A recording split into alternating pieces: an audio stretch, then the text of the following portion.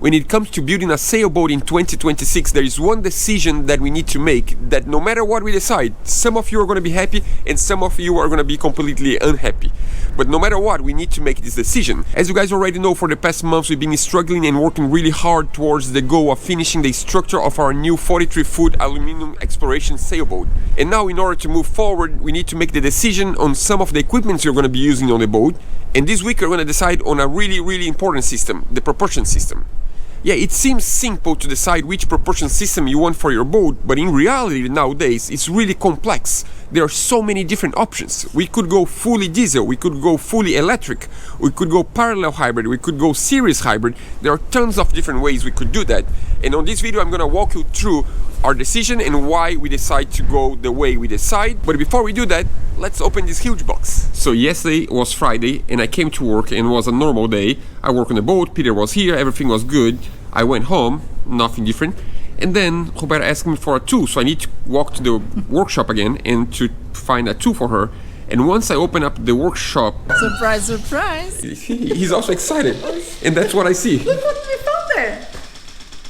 This huge box. What's inside? I don't know, let's find out. That's right, our engine arrived. Isn't that awesome, Ollie? Yeah, I don't think he's more excited about the laser level. So the reason why I need Roberta and Ollie here, it's first of all because I want them to see the engine with me for the first time, but also because I need 4 hands in order to open the box. It's too heavy.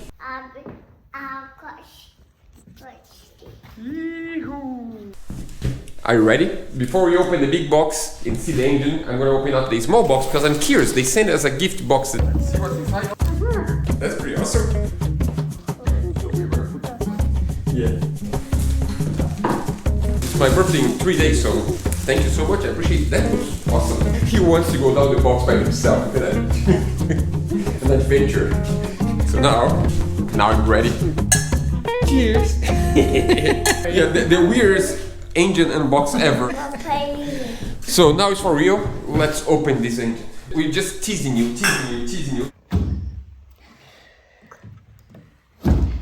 The tricky moment, Ollie, you're gonna stay on the floor and you're gonna behave yourself for 10 seconds. Yeah, he will, you can tell. So now we're gonna do with you 2 hands and I do with 1 hand. Oh, wait. Shakari.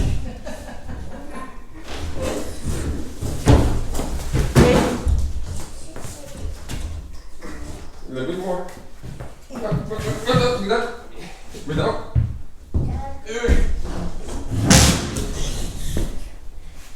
We did it!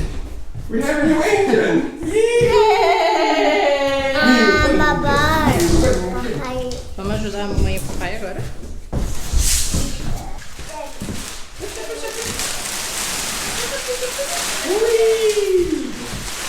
Whoa! He has no idea what this is used for, but it looks really cool for him. Hey, be careful with your hands. Be careful with your hands. No. No touching with your little hands.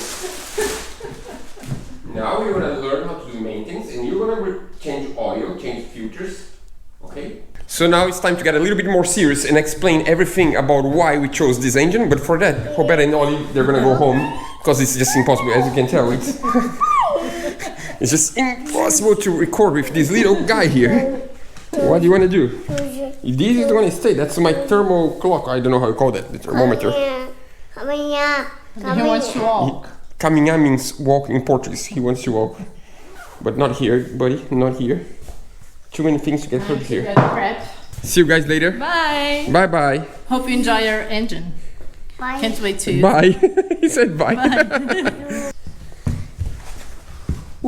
That was chaotic. So the big question is, why did we decide to go with a Nanni engine for our new sailboat? I mean, there are a few different reasons, but I think the main one is because we wanted a mechanical engine. And when it comes to 80 horsepower, that is this size of engine, most of the manufacturers, they are all electronic. An electronic engine, I mean, in a car works really well. You can just call a tow car and take you from a problem. But when you're in the middle of the ocean, there is no one you can call to tow you. So I rather have a mechanic engine than having an electronic engine Imagine that you are sailing in a small atoll in the Pacific and suddenly your engine breaks. There is always someone that knows how to work on a mechanical engine. Not always you can find someone that knows how to work on an electronic engine because they don't have the computer to fix the engine. You need a computer to read the engine, and this one is fully mechanic. Even though it's turbo and intercooler because of the size and the power, it's all mechanical, and that for me makes a huge difference. So reason number 2 is because of custom service. I didn't really want to go deep into this story because I don't want to say names, but I need to be honest. We've been trying to buy an engine from a different manufacturer for months, and we didn't manage even to get a quote. Yeah, it feels like as we are not a boatyard and we are just buying one engine, people just don't really care. Because if we were buying 20 engines a year, they would sell us really quickly an engine, but they didn't want to. And I'm not saying that we were asking for a free engine. I just said, you give us any discount you want, give us 5% discount and we'll buy the engine. And that's it. And we're even gonna give you a few videos of advertisement. We didn't manage to buy an engine. And then I'm like trying to think about plan B, and I recall, I think 2 or 3 years ago, 2 friends of ours from the YouTube channel called Red Seas, they installed 2 new engines on their catamaran. And I remember that I really liked this series of videos about the installation of the engine, and I remember there was a Nanni. I'm like, potentially, because a lot of people say good things about Nanni, even more in France, because this is produced in France, and on the boatyard originally they wanted to have a Nanni engine, and I'm like, maybe that's the right way. So I decided to contact my friends, and I'm like, hey Ian, what do you think about the engine? Do you like after 2-3 years? What do you say? And it's like, that's the best thing we did for our boat. It was awesome. We can find parts everywhere we go. By the way, this is Nanni marinization, but is a Kubota base. So the block of the engine is Kubota, and that means you can find parts anywhere you go in the world. There is always a truck with a Kubota engine. So that's one thing that I really like. And he's like, no, that was a really good decision. We don't regret at all. And I'm like, so question number 2 is, do you know anyone at Nanni so I can contact them just to open a door so I can talk to them and I can buy an engine? He's like, yeah, I have a really good friend at Nanni, Australia. I'm like, whoa, that's across on the other side of the world. I mean, if it's a good friend. He's like, no, don't worry. He's going to take care of you. He's a good guy. He's going to help you out through the process of deciding the engine and installation of the engine. His service is really good. I'm like, okay. So he emailed his guy, Peter, on Friday, and on Monday I wake up to an email from him from Australia. On Tuesday I had a video call with him. On Thursday I had a quote to buy the engine from them. And I'm like, that's mind-blowing. Like, I've been trying to buy an engine for months, and now in 5 days I got the engine. That's just unbelievable. And they're gonna deliver in like 2 months. I mean, the engine is here now already. And I'm like, it's a no-brainer for me. We need to do it. I think that's the right decision. And we don't regret at all. I think their custom service is really, really, really good. And also the fact that it's a Kubota block, that we can find parts everywhere, that is really easy to maintain. It's like an old school engine. It's something that you can trust and that's gonna work. It's not like a computer that pushes you forward. It's an actual engine that pushes you forward, and that's, for me, makes a huge difference. And yeah, here we are with a brand new Nanni engine. I was editing this video and I realized that I didn't mention one thing about the Nanni engine that I really like and that makes a huge difference for us. As you know, we are building an aluminum sailboat, and when you are building an aluminum sailboat, you need to really take care of the electrical installation of the boat. Aluminum is a material that is really resistant and that can last forever, except if you don't take care of your electricity and your electrical installation, because if you have electricity running through the hole on the salt water, it becomes a battery and it will just corrode the boat. Of course, the explanation is much more complicated than that. That's just a short version of the explanation, but that means that the engine of the boat also needs to be prepared for an aluminum sailboat. And in some manufacturers, you need to do that by yourself because it doesn't come ready from the factory. On Nanni, when you fill up the form to order the engine, there is a little box that says aluminum sailboat. You tick that and the engine comes ready, and that's just awesome. It makes our lives much easier and safer. This is going to be on the box for another 2 months, I believe, and then it's going to go inside the boat. The reason for that is because we are trying to finish as much as we can on the boat inside the shed, because we need to take the boat out to install keel rudders and the stern tube also, because this is going to be done by another welder from France that's going to drive here to do the job there. And that means the more we can get done inside the shed, the better, because otherwise we go to the weather and then it's going to be much harder for Peter to work. As soon as we finish all the welding, the first one to go inside is going to be the engine. And I cannot wait for that. But now let's show you around the engine a little bit.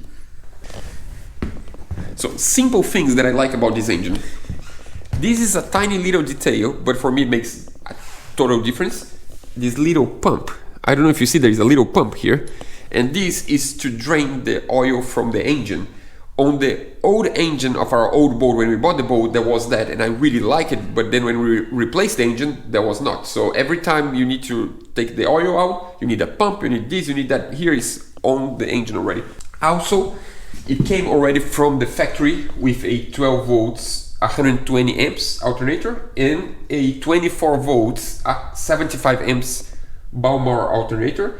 And that's really good because we plan to have on this boat a 24 volt battery bank and then the 12 volts for the starter battery, and for probably like lights and little things we can use 12 volts, and then for the big things we use the 24 volts. So it's time to address the elephant in the room, because no matter what we do on this video, half of you are gonna be like, you're right, that's what you should do, and half of you are gonna be like, you're totally wrong, you're going on the wrong direction. And I'm talking about going electrical, hybrid or diesel. Why did we decide to go fully diesel instead of having some kind of electrical power on the boat? I mean, there's no such thing as right or wrong when it comes to that. There is compromise, and there is money, and there is decision making. And to be honest, right now, even if we wanted to go electrical, we could not afford. We don't have the money to do it. It's really expensive. It involves a lot of equipment and a lot more batteries, a lot more everything, and we just cannot afford to do it. I don't even think we have enough money to finish the entire boat, to be honest, at this moment. We need to make more videos to be able to afford to keep building the boat. How would we go electric? No, it doesn't make sense to go electric for the sake of going electric and then, I don't know, running out of money and needing to sell the boat. Doesn't make sense to me. So now I'm gonna give you just my own opinion. I'm not saying I'm right, that's just my own opinion. The main reason why I would even consider to go electric on a sailboat is to regenerate power while sailing. But we are building a 43-foot, 16 tons displacement monohull. Do you really think that the speeds that we are going to be constant sailing will generate any power? There's no way. On today's technology, we are not going to generate any power. Maybe in a few years when they get, I don't know, the technology better, could be possible, but then one day we can replace the engine if we want, but I don't believe right now we can generate any power. If we had a really fast catamaran, different story, then potentially we could do that, not with our monohull. So the second thing is, why should we spend a lot of money in a lot more equipment and put a lot of extra weight on the boat just to be able to maneuver electric? Because at the end of the day, that's what we're going to do. We're just going to maneuver electric. Most of the time, if you're going to go far, we are going to use the diesel anyways, because we need to generate power in order to motor electric. So we're going to add a lot more complexity to the boat, a lot of weight to the boat, to be able to motor better 10% of the time, while we sail worse 90% of the time because we have more weight. And also because I just wanted to have a boat with a simple engine, a simple diesel engine that we trust and that is going to take us around the world. That's it. We don't want to add complexity. We want to go sailing, and when we need the engine, we just start the engine and it starts, and we are 100% secure that this is going to take us anywhere we want. What else? I didn't open yet. I'm curious to see the panels. Awesome. So the panel, I'm not sure yet if I'm going to install on the steering wheel or maybe on the bulkhead on the entry of the boat. I'm pretty sure I'm going to install on the entry of the boat, and the reason for that is because you just start the engine and you don't need it anymore, and I think it's better for protection from the rain. We'll see. That's the idea for now. Let's see what came with this little box. I'm curious.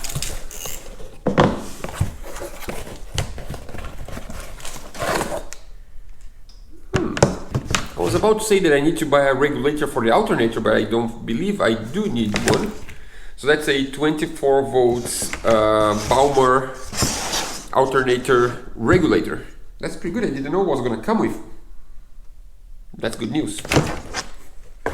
By the way, this gearbox is the TM345 A, that means angle. We have a 7 degrees angle, and the reason for that is because in this way we can install the engine more straight with the water line, and that's better for the engine. Yeah, the cool thing that now having the engine here, I can think much better about the layout of the boat. One thing is the theory, when you see on paper, now you can have a better idea of the location of each filter and where we need to have inspection hatches to the engine room in order to reach out easily and to replace filters and anything you need to work on the engine much easier. Because maintaining an engine, if it's hard to access, you never do it. If it's easy to access, you always keep up with the maintenance, and that's really important on a new engine, to keep up with the maintenance. So I think it's really awesome that we have the engine already here, so we can already start thinking about the engine room in a proper way, because that's probably the first thing you're going to do on the boat once we finish the aluminum, is to do the engine room, to build up the engine room, because the engine is going to be inside already and we want to protect the engine, of course. So one of the first steps is going to be the engine room, and that's going to be sooner than you believe. Actually, it's going to be really soon. So one more thing that you might be wondering, how did we come up with a 80 horsepower to our sailboat? How did we make that decision? And why did we go with such a big engine for a sailboat that in the end of the day is a sailboat that you're going to be sailing most of the time, and you're only going to use the engine for maneuvering or for motoring when there is no wind? Of course, there are formulas and ways of calculating that through the displacement of the boat, the length of the boat, the hull shape and everything else. But to be honest, in our case, it was more of personal experience. We thought this sailboat is pretty much the same length as our old sailboat. The displacement is pretty much the same. But there is one thing that changed a lot, that is the beam and the height. The freeboard of this boat is really high compared to our old boat. And on the old boat we had a 54 horsepower that, to be honest, most of the time it was enough, but some of the times we would wish that we had a bigger engine. For example, when we went through Itacaré, it's a channel with waves that was really scary to go in the bay. And on that day we really wished that we had a bigger engine, because we needed to surf a wave in order to get in. If we had a little bit bigger engine, that means we could be in front of the wave and it would be a lot less scary. So this time we were like, no, we are going to step up a little bit, and we're going to have a little bit of spare power to guarantee safety. Because of course we're building a sailboat, but in the end of the day, for me, an engine is also a safety gear. Because imagine that you are taking the anchor out because the weather changed and you're getting dragged to the rocks and there is no way you can sail off that. We have a 16 tons boat, we need a powerful engine to get out of trouble. So for me, having a big engine means get out of trouble, free card. Yeah, that's it. Now I think it's really important, and this is the beauty. I really hope this episode was not too confusing for you guys and too, I don't know, messy. It's really hard to record something when you have a 1.5-year-old baby with you, but at the same time, imagine 20 years from now when we look back at this footage and remember the day we opened the engine and Ollie was there, and when he's 22 years old and he watched this footage, it's just, I don't know, I would love to see something like that from when I was a kid and a baby. And we always want to include him on things, even though it makes things a lot harder. I hope you could understand our motivations and all the reasons why we bought this beauty. And I hope to show you really soon us somehow, I don't know how yet, put this inside of the boat, because it's going to be a really tricky maneuver, because the boat's going to be much higher from the ground. And the crane, I don't think the crane can go inside the deck saloon, and it needs somehow, the engine needs to go inside the deck saloon. And also, there is something that we've been hiding from for a long time, is the width of the engine. This is going to be like a hair thin space between both sides and the door. I don't know how we're going to do that, but this is going to go in really tightly. This, of course, will need to come out, the alternator. Probably these hoses will need to come out. Probably this filter will need to come out. We might need to disassemble a little bit the engine, but it is what it is. We're going to manage to do it soon. We'll see you on the next one.